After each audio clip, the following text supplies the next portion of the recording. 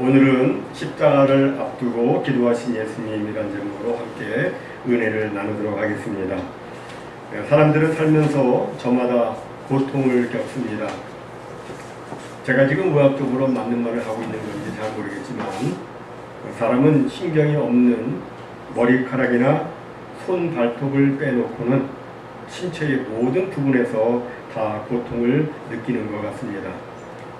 적게는 가시에 찔리는 고통으로부터 시작해서 침대 가장자리에 발가락을 찧어서 겪는 고통, 매를 맞을 때 느끼는 고통, 불에 데이는 고통, 또 두통, 치통, 근육통, 위장통 등등 많은 종류의 고통을 겪습니다.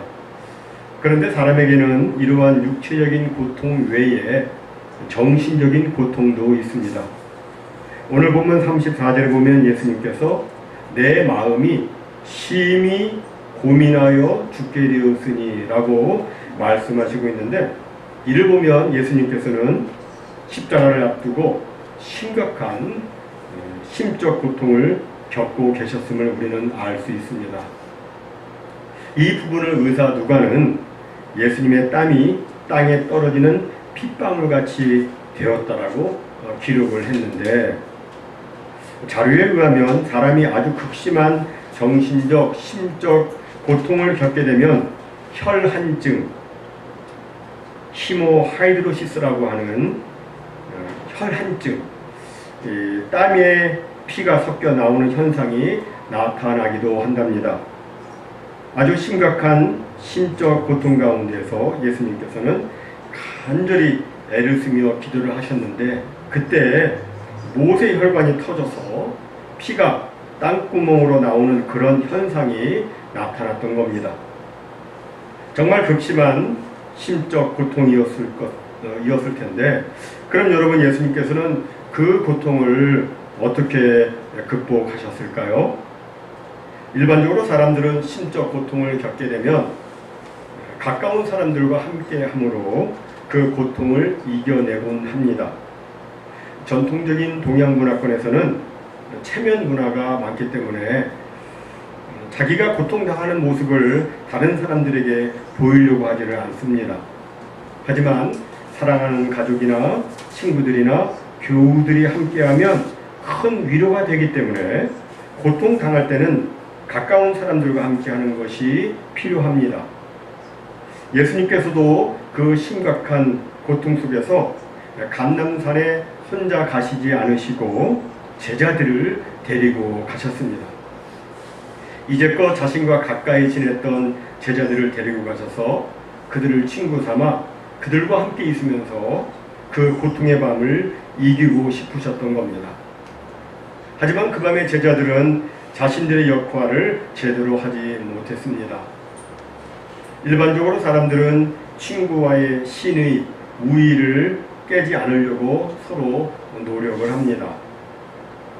하지만 사람들은 약하기 때문에 때로는 본인의 마음과는 다르게 친구의 역할을 제대로 감당하지 못할 때가 있습니다. 그때 우리는 상처를 받지 말고 그것을 이해해야 합니다. 어떻게 친구가 그럴 수 있어? 이렇게 생각하지 말고 무슨 특별한 사정이 있는가 보다, 내지는 사람이기 때문에 그럴 수도 있다라고 생각하며 이해를 해야 합니다.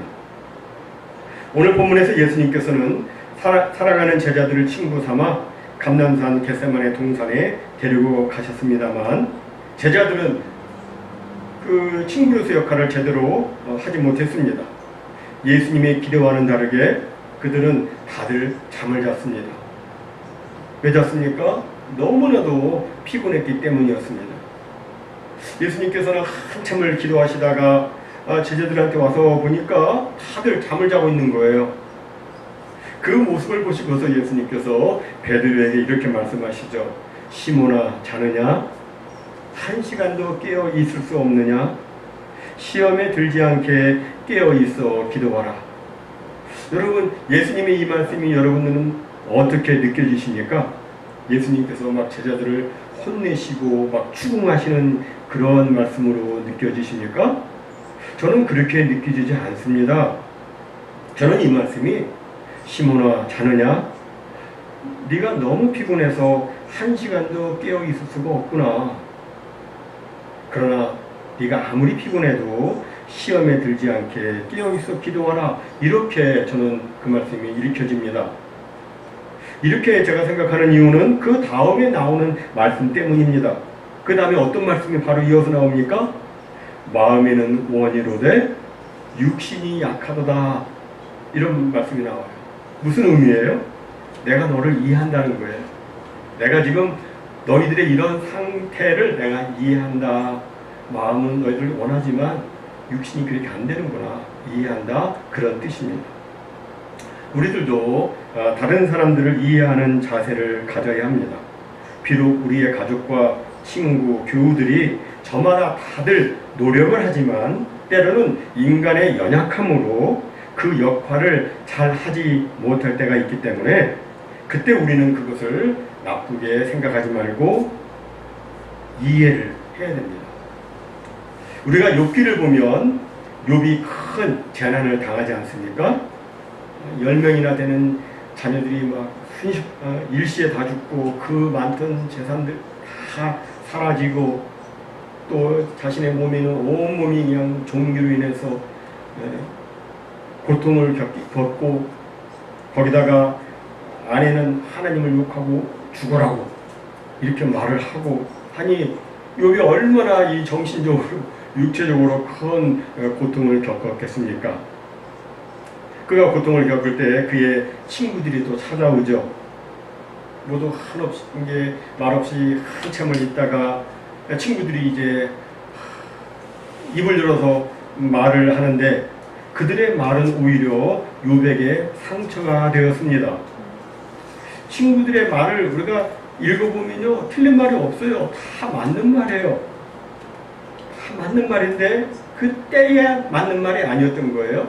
대화의 기술이 부족했고 위로의 기술이 부족했기 때문에 그들의 말이 맞는 말임에도 불구하고 그들의 말이 상처가 되었던 겁니다. 이렇게 우리는 친구로부터 어떤 위로도 받지 못할 때가 있습니다. 그럼 여러분 이럴 때는 우리가 어떻게 해야 돼요? 제가 여러분을 위로한다고 막 하는데 그 위로가 전혀 느껴지지 않을 때 여러분은 어떻게 하시겠습니까? 그 답을 우리는 예수님에게서 찾아볼 수가 있습니다.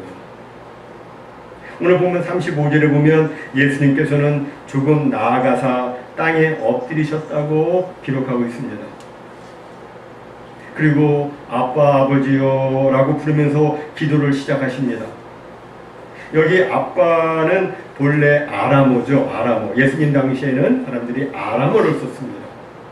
이 아람어인데 이 아람어 아빠는 사랑하는 자녀가 아버지를 부를 때 사용하는 표현입니다. 그러니까 지금 예수님께서는 하나님 아버지를 사랑하고 아버지를 신뢰하는 그런 마음으로 아빠 아버지라고 부르면서 자신의 고민, 자신의 고통, 자신의 아픔을 지금 마음속에서 끄집어내시고 있는 겁니다. 여러분 기도가 무엇입니까? 기도는 자기 마음에 있는 모든 것을 하나님께 다 드러내 놓는 것입니다. 하나님을 사랑하고 신뢰하면서 하나님 앞에 내 마음을 쏟아붓는 것, 이것이 기도입니다.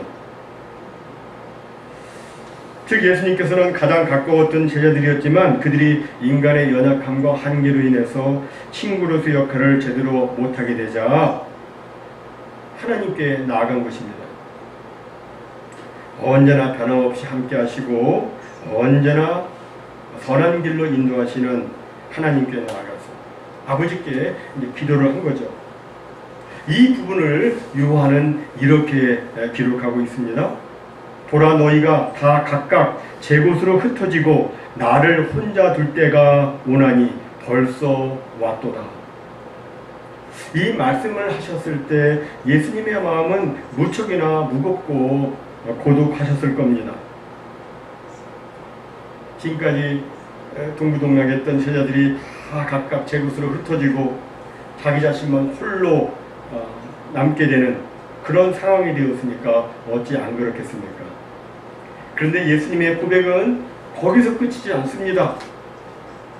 그 다음 바로 이어지는 말씀을 보면 이렇게 되어 있어요. 그러나 너희들 다 가지만 그러나 내가 혼자 있는 것이 아니라 아버지께서 나와 함께 계시느니라. 너희들 다 나를 떠나갈 것이지만 아버지께서는 여전히 나와 함께 하신다. 그런 뜻이죠. 사랑하는 성도 여러분, 우리 가족이, 우리 친구가 아무리 우리를 사랑해도 따라오지 못하는 길이 있습니다.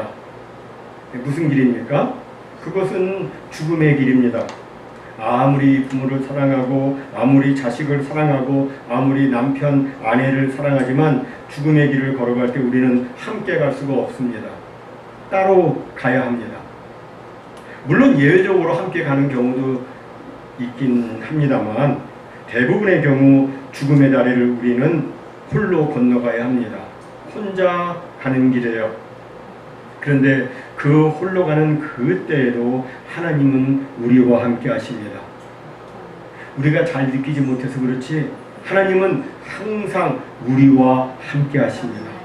지금 이 시간에도 우리와 함께 하십니다. 하나님은 우리가 사망의 골짜기를 다닐 때에도 우리와 함께 하시고 우리가 고통 가운데 있을 때에도 우리와 함께 하시고 사람들 다 나를 떠나고 내 주위에 아무도 없을 그때에도 하나님은 나와 함께 하십니다. 이것을 우리는 확신해야 합니다. 왜냐하면 이것을 확신해야 그 고통을 맞닥뜨릴 힘을 얻기 때문입니다. 또 우리가 고통을 겪을 때 그 고통을 이길 수 있는 방법은 그 고통 속에 담겨있는 하나님의 뜻을 확인하는 것입니다. 우리는 고통이 아무리 어려워도 그 고통에 의미가 있다면 그 고통을 견디어 나갈 수가 있습니다. 우리가 저는 낳지 않아서 잘 모르지만 자녀를 낳아보신 분들은 하늘이 어두워지고 하늘이 쪼개질 것 같고 그 고통이 이런 말할 수가 없다고 그래요. 그런데도 이겨낼 힘을 얻는 것은 새 생명에 대한 기대가 있기 때문입니다. 이겨내는 거예요. 의미가 있기 때문에. 하지만 아무런 의미 없이 고통을 당한다는 생각이 들거나 내 죽음이 어쩌면 개죽음일지 모른다는 생각이 든다면 고통을 견디어 나가기가 매우 어렵습니다. 따라서 우리는 고통을 겪을 때 그 고통의 의미, 내가 지금 겪고 있는 그 고통의 의미, 그 고통에 담겨진 하나님의 뜻을 확인하는 것이 필요합니다. 우리 예수님께서는 36절에서 이렇게 기도하시죠. 이르시되 아빠 아버지여 아버지께는 모든 것이 가능하오니 이 잔을 내게서 옮기시옵소서. 그러나 나의 원대로 마시옵고 아버지의 원대로 하옵소서. 주님은 분명 십자가를 앞두고 깊은 생각을 하셨을 겁니다. 나의 이 고난과 죽음이 무슨 의미가 있는가? 이것이 정말 아버지의 뜻인가? 내가 이 수치와 모욕을 당하고 그리고 저 잔인한 십자가에 매달려 고난을 겪다가 결국 죽게 되는데 이것이 과연 무슨 의미가 있는가? 생각하시며 아버지의 뜻을 구하셨을 겁니다. 3번의 간절한 기도 끝에 예수님께서는 맞아. 아버지께서는 바로 이것 때문에 나를 이 세상에 보내신 거야. 나는 십자가에 달려야 돼. 그래야 내 피로 모든 사람들이 죄 용서함을 받고 새로운 피조물, 새 사람이 되어서 하나님을 아버지라고 부르고 하나님 안에서 새 생명의 삶을 살아갈 수가 있어. 이렇게 나의 죽음이 저 수많은 사람들을 구원할 수 있다면 나는 이 십자가를 받아들여야 돼. 이런 생각을 하셨을 겁니다. 이제 예수님께서는 자신이 십자가의 길을 가는 것이 아버지의 견고한 뜻임을 확인하게 되자 십자가의 길을 가기로 확고한 마음의 결정을 내리셨습니다. 예수님은 이제 십자가 고통을 맞이할 준비가 되신 겁니다. 그래서 이제 제자들한테 오셔서 이렇게 말씀하시죠. 이제는 자고 쉬라. 그만 되었다. 아까는 기도해달라고 했는데 이제는 자고 쉬라고 합니다. 그만 되었다. 때가 왔도다. 보라, 인자가 죄인의 손에 팔리느니라. 일어나라, 함께 하자. 보라, 나를 파는 자가 가까이 왔느니라. 무슨 말씀입니까? 나는 이제 마음의 준비가 되었다. 일어나서 함께 가자. 자, 그런 뜻입니다. 여러분, 내 고통에 대한 하나님의 뜻을 알면, 내 고통의 의미를 알면 우리는 고통과 대결할 수 있습니다. 바울은 로마서 8장 28절에서 이렇게 말씀합니다. 우리가 알거니와. 도대체 뭘 안다는 겁니까? 도대체 뭘 알아야 한다는 겁니까? 우리가 알거니와. 하나님을 사랑하는 자, 곧 그의 뜻대로 부르심을 입은 자들에게는 모든 것이 합력하여 선을 이루느니라. 여러분, 하나님의 뜻대로 부르심을 입은 자들에게는 모든 것이, 그 모든 것 속에는 고통도, 고난도, 슬픔도, 아픔도 다 포함되어 있는 거예요. 모든 것이 합력하여 선을 이룹니다. 이것을 우리가 확실히 안다면 현재 전혀 이해할 수 없는 나의 고통이지만, 너무나도 억울해 보이는 나의 아픔이지만, 그래도 결국에는 하나님의 뜻이 이루어질 것이다, 하나님의 선이 이루어질 것이다 라는 그 확신 속에서 우리는 우리에게 주어진 고통을 당당하게 맞이할 수가 있는 것입니다. 그런데 문제는 우리가 하나님의 뜻을 명확히 알지 못할 때가 많다는 겁니다. 우리가 기도를 하다 보면 내 뜻과 하나님의 뜻이 마구 섞여 있어가지고 이것이 내 뜻인지 하나님의 뜻인지 명확히 알지 못할 때가 많습니다. 그죠? 많이 있어요. 어떻게 하나님의 뜻을 알 수 있어요? 예수님을 통해서 알 수가 있어요. 우리 예수님께서 어떻게 하십니까? 땅에 엎드려 간절히 3번씩이나 애를 쓰며 기도하셨듯이 우리도 그렇게 기도한다면 하나님의 뜻을 알 수가 있습니다. 예수님께서는 3번 동일한 기도를 하셨는데, 여기 3번이란 말은 자기 자신을 내려놓고 전심으로 하나님의 뜻을 구하는 기도를 하셨다는 의미입니다. 자신의 생각, 자신의 뜻, 자신의 욕심을 내려놓고 전적으로 하나님의 뜻을 구한다는 의미를 가지고 있습니다. 우리가 성경을 보면 예수님께서도 3번 기도하셨지만 사도 바울도 3번 기도를 했습니다. 예수님께서는 십자가를 앞두고 3번 기도하셨고, 사도 바울은 자기 몸에 있는 가시, 자기를 괴롭히는 그 질병을 없애달라고 3번 기도했습니다. 그 기도 끝에 하나님의 견고한 뜻을 확인하게 되는데, 그것은 우리 예수님에게는 십자가였고 사도 바울에게는 계속해서 몸에 가시를 지니는 것이었습니다. 이것은 실상은 예수님도 사도 바울도 원하지 않는 것들이었습니다. 예수님도 마음에는 그 십자가가 너무 부담이 되었어요. 그리고 원하지 않았어요. 사도 바울도 마찬가지예요. 내 몸속에 있는 가시 원하지 않았어요. 그런데 그것이 아버지 하나님의 견고한 뜻이었기 때문에 예수님도 사도 바울도 그 뜻을 그대로 받아들인 겁니다. 여러분, 하나님의 뜻은 항상 내가 원하는 대로 되어야 하는 것이 아닙니다. 하나님의 뜻은 때로는 십자가인 경우도 있고 때로는 가시인 경우도 있습니다. 19세기 영국에서 태어나서 깊이 있는 그 성경 연구를 통해서 성경에 담겨진 놀라운 보배와 같은 그 메시지를 500개 이상이나 발굴해가지고 사람들한테 그것을 조직적으로 가르치며 전했던 프레드릭 마르시 목사님은 이렇게 말을 했습니다. The will of God, 하나님의 뜻은 nothing more, nothing less, nothing else. 하나님의 뜻은 그 이상도 아니고 그 이하도 아니고 그 밖에 다른 어떤 것도 아니다. 여러분, 하나님의 뜻은 그 뜻 그대로입니다. 하나님의 뜻은 때로는 우리의 형통과 축복 가운데에도 있지만 때로는 우리의 고통과 아픔 속에도 있습니다.